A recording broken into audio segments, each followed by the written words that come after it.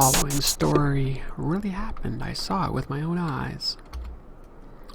Maybe it didn't happen as I saw it, but more on that later. We were all going out camping, me and 3 friends from university. Let me introduce my friends. This is Darren. I wouldn't say that he is our group of friends' leader.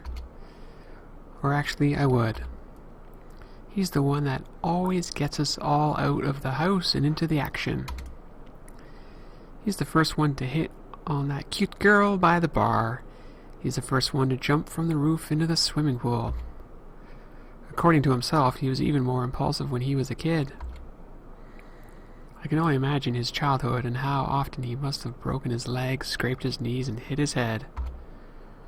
Still, if it weren't for Darren, we wouldn't have half the amount of fun we have. This girl is Celeste. We have known each other since we were children. We met each other when she moved into the house next door when I was 7. Mom told me to go show her around the neighborhood, and after that we were inseparable for a few years. She's a nice girl, although her health isn't the best. She has some kind of heart problem, which I forgot the name of. This forced her to be away from school during extended periods of time during her childhood. Because of this, until we started university, I was her only friend. Still, she never complained. I've always seen her as a positive, happy girl. Next is me. I'm Joe. As the name implies, I'm pretty normal. I don't have any overwhelming bad qualities, but on the other hand, I don't have any overwhelmingly good ones either. I live in this apartment a short walk from university. This is where us 4 friends usually gather before going out. This guy here, looking all relaxed on my bed, is Michael. He's my neighbor, living in the apartment next door. One day, while I had Celeste over, he just barged in. "Hey man, your place looks pretty nice. Mind if I join you for dinner?" he said. As you can imagine, he's pretty pushy. I don't think he realized it himself. He came over several times after that. Day after that, we somehow naturally became friends.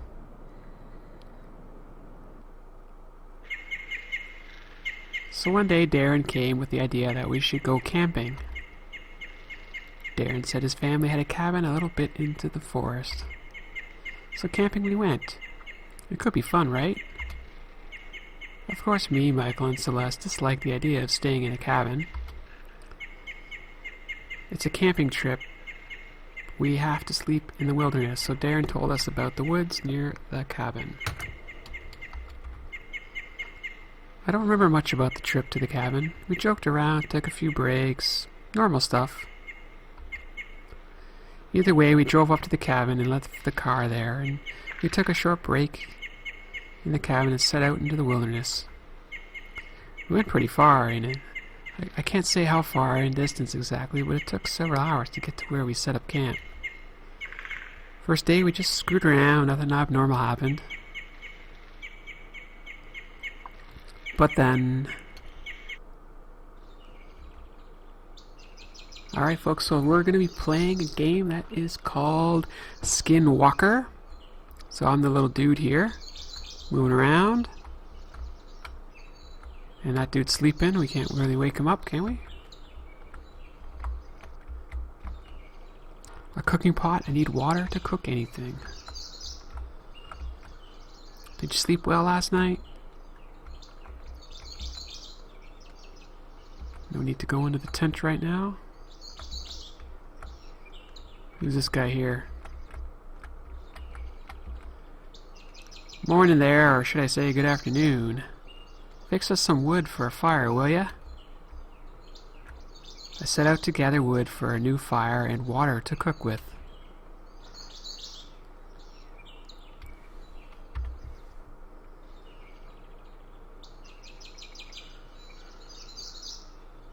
Seems like a typical forest, don't you think?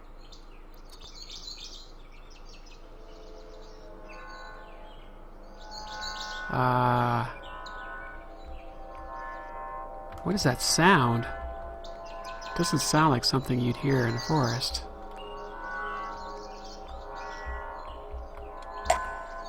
There we go, bucket of water. So where do I get the wood from?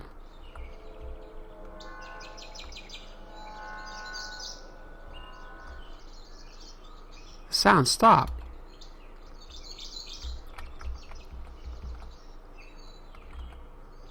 Poured water into the cooking pot. We can cook now. Need wood for the fire though. Yay, we got wood.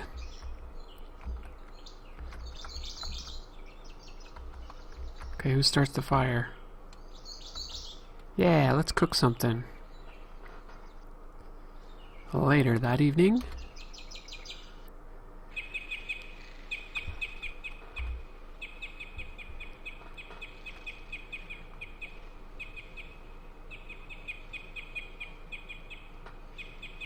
Are they just chatting around the fireplace? Oh, I'm actually able to move. What the hell's up with this fog? Every time I've been here before, there haven't ever been any fog. So am I supposed to go look?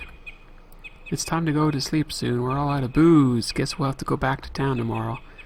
I'm not looking forward to that 4-hour trek. Maybe we shouldn't have gone so deep in. Well, let's go wander. I shouldn't go too far from the camp. It's evening and I don't want to go walking through a dark forest. Okay, well. How do I get into my tent? It's really chilly outside for being in the middle of summer. Hey, anyone else hear that sound? Yeah, now that you mention it, what is that? It sounds like something metally? Metally? That's not even a word. Are you stupid? Shut up, asshole. It's a word if I say so. It stopped. Maybe it was some kind of machine. Who the hell would go out hours from near civilization in the middle of the night and start revving up some kind of weird machine?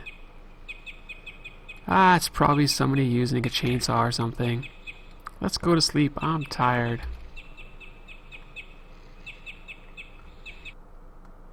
Okay, why not go to sleep? I'm sure that was no chainsaw. I wonder what it was. Sleepiness soon overtook everyone. When something woke you up a few hours later in your half-awake state, you stumble outside the tent.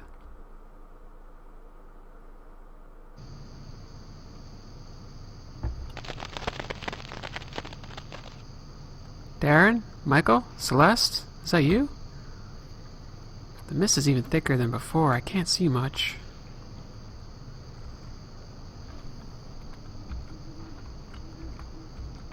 I should check out that sound.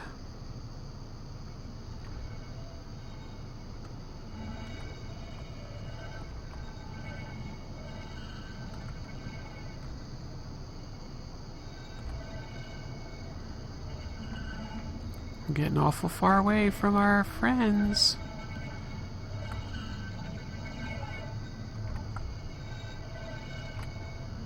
This way is the lake. That sound is coming from somewhere else.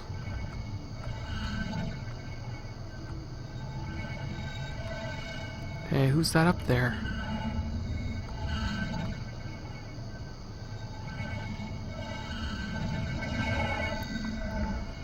Who is that? Michael, is that you? Say something. Willie, who are you? That's probably not a good thing. Whoa, stop right there. I have a knife. I can't even move.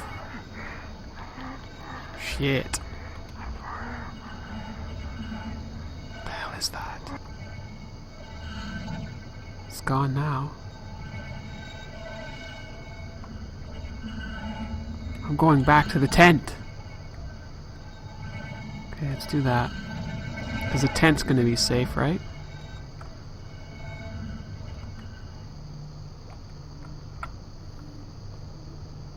At least the sound stopped. What the hell was that? Hey, wake up! There's something outside the tent. Oh, what? I'm sure there is. Lots of squirrels and shit. Go back to sleep. Hey, is Michael here? Yeah, I'm here. Why wouldn't I be? I don't know. The thing outside looked like you. Probably was some animal. I don't think we have to worry about a fox or whatever. Take it easy. Go back to sleep. Well, alright then. Maybe it was just some animal. But those sounds...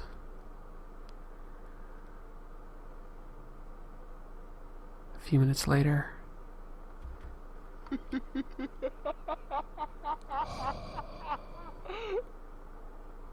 Okay, drop it. Whoever that is, I want to sleep already. It wasn't me. Me neither. That didn't sound like any of our voices. Now I'm never going to be able to go to sleep. Should we go outside and look? What if it's some crazy psycho with an axe? All the more reason to check it out. It's not like the tent is some kind of impenetrable fortress. Seriously, if that was one of you guys, tell me right now. This ain't funny anymore.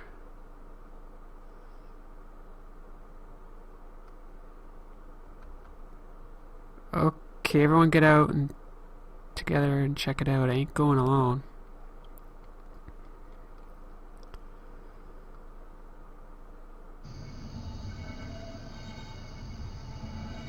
What the heck is that? Someone was definitely here. Calm down, Celeste. We are 4 against 1 here. It'll be fine. What if the dude got some kind of weapon with him? I mean, he killed this little critter, didn't he? Michael is right. We gotta get the hell out of here. We can't just up and leave. It's the middle of the night. What about our stuff? Screw our stuff. I'm not staying here another minute. Fine, we'll leave, but at least bring the flashlight and some food and water. I think you're overreacting, though. We haven't even seen anyone. Still, someone or something left this dead creature here. Can't exactly go back to sleep with no worries. I guess you're right. I'll go get the flashlight. Everyone bring some stuff you think we might need. A couple of minutes later. Alright, let's go! Alright, so we're back in control. So what is this here anyways?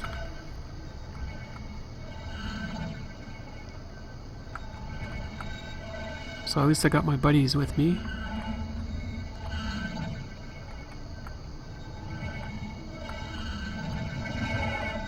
Oh, it's getting louder and louder.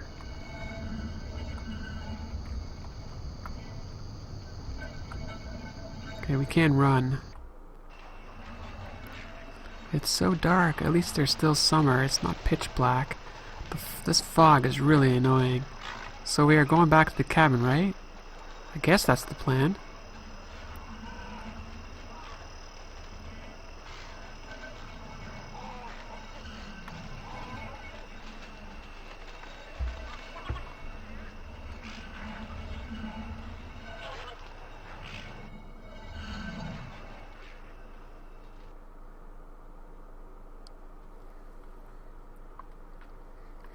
A while later, it became obvious Darren had no idea where we were going.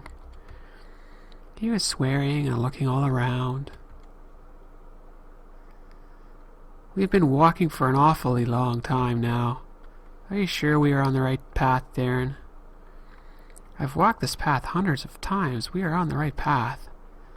I don't recognize anything from when we were walking to the camp, though. I said we are on the right path. But as the time went on, it became obvious that Darren had no idea where we were. Darren couldn't find the path. Maybe it was the fog. Maybe the darkness. Maybe something else. Either way, we were lost. I kept looking behind me. I was having that feeling where you think someone is watching or stalking you. I nearly tripped over Celeste when she fell. Help Celeste up? Yeah. I took Celeste's hand and dragged her to her feet. It was getting even mistier. If not for the flashlight, I wouldn't have any idea who she was. I recognize that tree. We're getting to the cabin. Again, I had that feeling that something was watching me. My gut was screaming at me that something somewhere was wrong. I realized the sound from earlier was back. Softer, but still present. I started looking around, panicking. Did a head count, or more accurately, a silhouette count.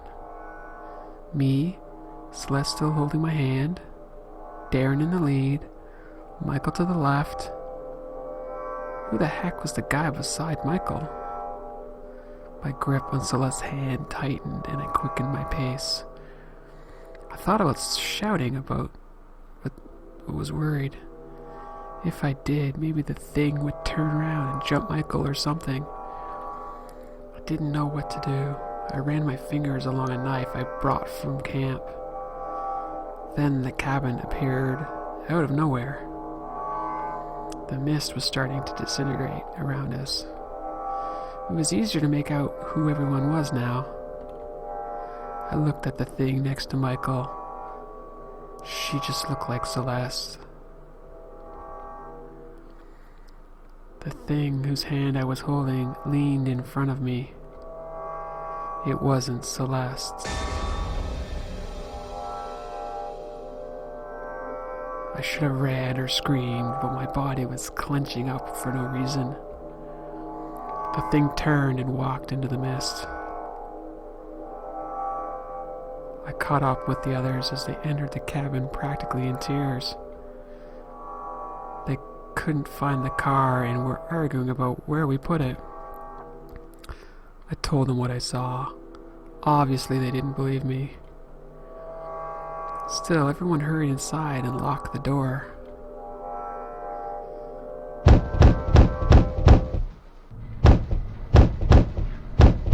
He followed us here. He really wants something from us. He doesn't seem to have anything to break down the door with, though. What the hell does he want with us? Hell if I know, ask him. No, we're not going to ask him. She's breathing quite heavily. We're safe here, it's cool, man. It's a sturdy door, it'll be alright, won't it? I have no idea. Hey, don't touch that door. I wasn't gonna.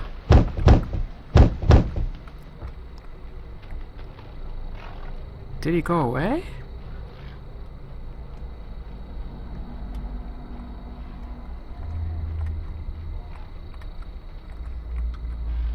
Hey, don't touch that door.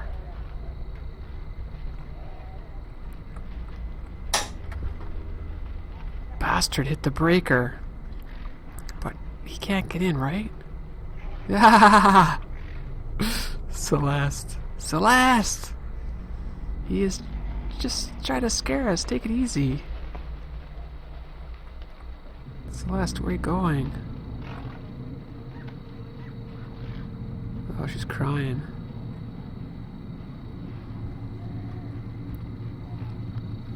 Celeste. She seems to be hyperventilating. It's alright, Celeste. The door's locked and it's the only way in. We're safe here. No response. She seems to be hyperventilating. Okay, so that's the same conversation.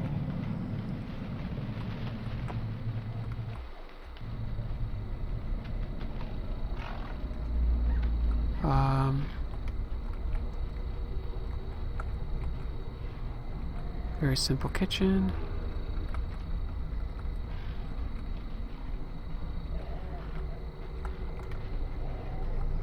Okay.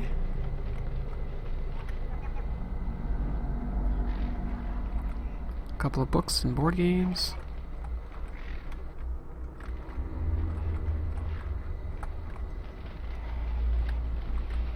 A fireplace. I don't have any matches though. Fuel for the fireplace. I'm starting to believe what you say you saw earlier. Well, thanks. It's fine, he's just trying to scare us.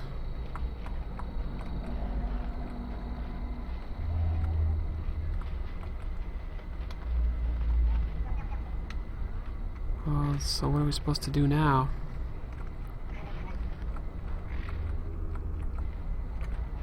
A bench made out of a big tree trunk.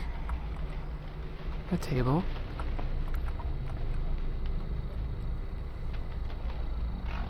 Hello?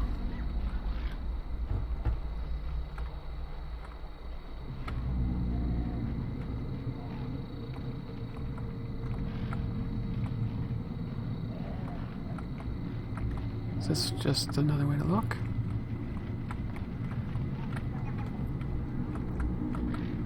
Nope.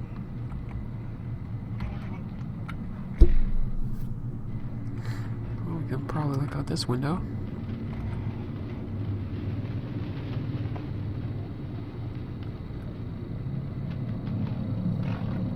Who is that?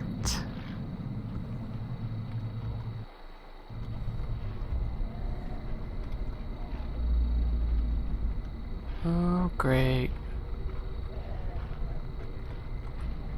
He's all red. We're safe here. It's cool, man. Says you. Celeste seems to have calmed down a bit. Where'd that red guy go? Why is the other guy just standing there? Nothing to see?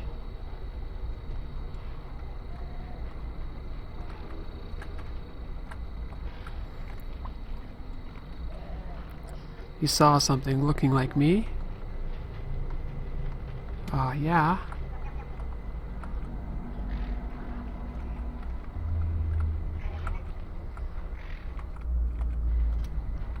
Better not touch the door.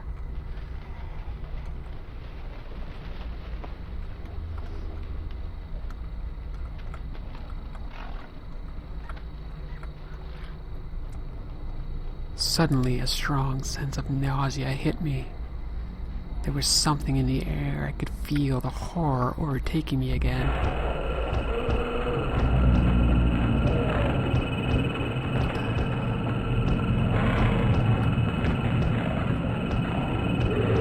What's going on?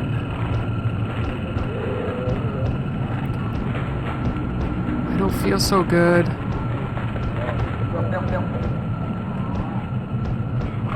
What am I supposed to do?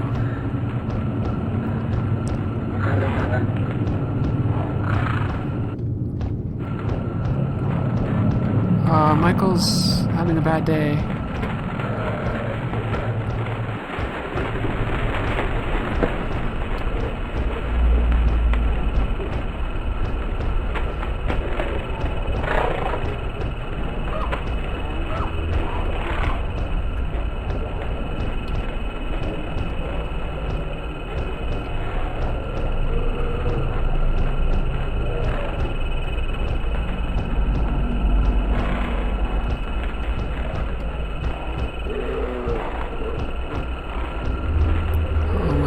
I don't even know what to do.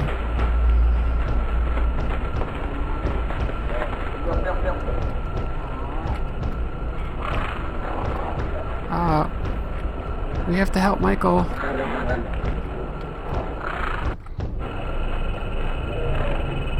Celeste, where are you going?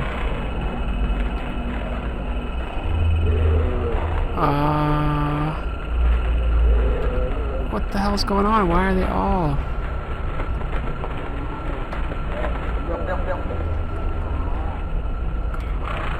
can't get up.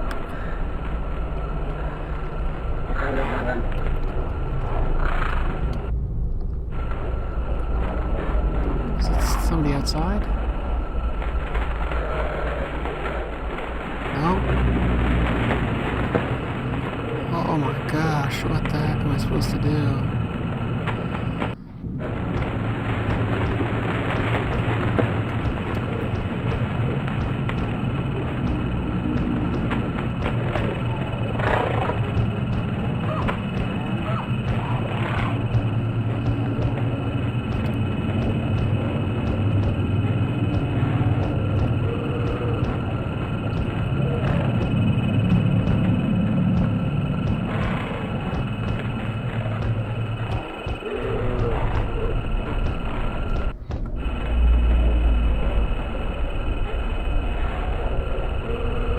There's something I can do in the bed.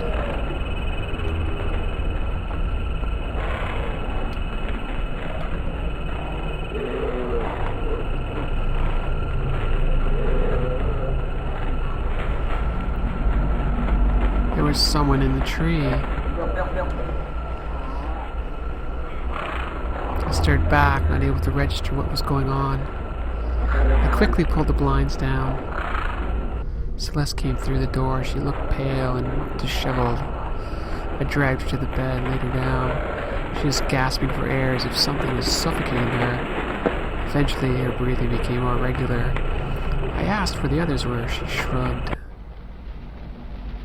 The room had stopped spinning a bit, but I felt far from good. Suddenly, a voice could be heard from the locked door. What was worse, though, was that it was Celeste's voice. Let me in, let me in, let me in, God, let me in there! Immediately, I pulled my knife and placed it at Celeste lying in the bed. Her eyes grew wide with shock and alarm, but they could have been faked. What are you doing? No, I'm the real one. The other one out there, that's the imposter. I was kind of in a trance, unsure what to do, and staring down at her. Maybe I could have stabbed her, and if the voice at the door hadn't changed to some low, deep, guttural voice. Then it became high-pitched, like a little girl's. I pulled my knife away. I snapped out of the trance. Now the nausea was returning. I got to the door and opened it. There was nothing there but a trail of black liquid. Really? Now I have to go out? Suddenly I got this feeling the best idea to go outside. Don't have to tell me twice. I decided not to go outside.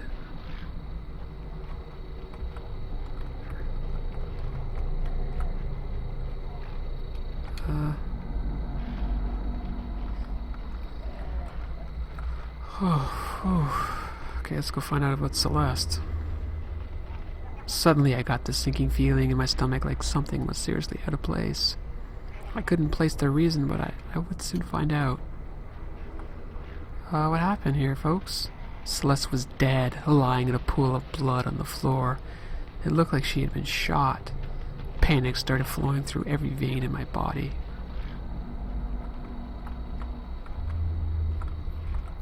Mike was lying on the floor, shot to death. How? I know he was shot to death. Just a feeling. Recently shot to death, Darren was lying on the floor. I could see the wounds from the shotgun. Suddenly, I realized, was there really someone outside? No. The shotgun, how tempting it had been. I had been looking for the right moment for a long time. The right moment for what, you ask? Why, the right moment to kill my friends. Obviously, what else? The shotgun, oh how tempting you had been. I just had to do it. Always taking me for granted, those bastards. Just because I'm nothing special to teach them not to mess with me.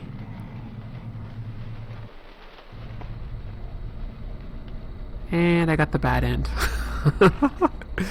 I guess I'm supposed to go outside or something. Probably. Let's see how well it handles it if I have to actually go back to the... Okay, let's see what happens when we actually go outside. So we have the do not go outside and the go outside. The thing was nowhere to be seen. Just as I was turning around, I took a look at the roof. There it was. It was close to the corner, about to turn. It looked like an albino male with really long limbs.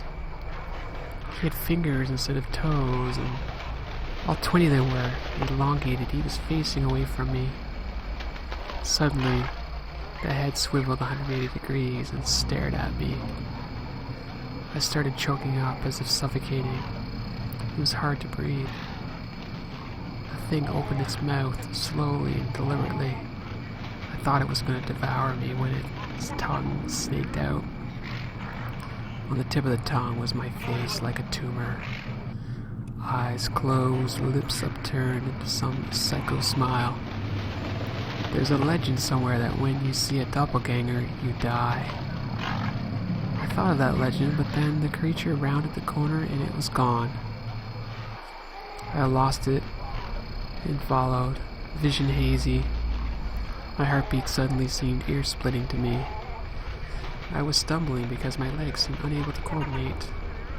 Suddenly, I stumbled forward and toppled down. Once I lay there face down in the grass, my body was just seemed to shut down. I couldn't move. I couldn't even turn my head. There was something dripping on my back. My eyelids seemed heavy and started closing of their own accords. I saw white feet with long fingers for toes step into view. When my eyes opened, Celeste was shaking me. She was on the brink of tears and her voice was cracking. Get up, get up, get up, that bastard was in your skin. My head hurt. I was about to ask her what happened when she started pulling me backwards towards the door. We toppled out and stumbled towards Darren's car, which was parked in a different location from what I remembered. I was glad to be alive. The mist had stopped completely. Celeste was downright crying now. She pushed me into the back seat. That's when I noticed I was wearing different clothes from when I lost consciousness. Michael was there, huddled up and face buried in his knees. Some clothes stained with blood were beside him. They were mine. Darren immediately stepped on the pedal, but nothing happened. He swore and did it again. I noticed that Celeste was armed with a shotgun from the cabin. I asked them what was going on. The thing joined us. He looked like you. We got out of the house and found the car. We were halfway down the road, then Michael started screaming. I looked at Michael. He had a glazed over look in his eyes. The thing burst out of your clothes and jumped out of the car. Michael had the shotgun. He was firing out the window when we saw the thing run all the way back to the house at the friggin' speed of light. It was in my skin? Yeah. I looked down at myself. I wondered if I had been possessed, or if worse, the thing had cut off my skin and wore it as a coat. I shuddered at the thought of something crawling around in my skin. I asked Michael if he was alright. The thing talked to me. I asked about what. He didn't respond. I realized he was sobbing. The car jolted into motion. Darren fist pumped as the car started accelerating. I turned back towards the cabin and saw the albino thing standing on the roof of the house watching us. I shuddered and turned back. Celeste screamed. The thing was in front of the car on the windshield. It opened its mouth and my tongue face slithered out. Celeste fired the shotgun.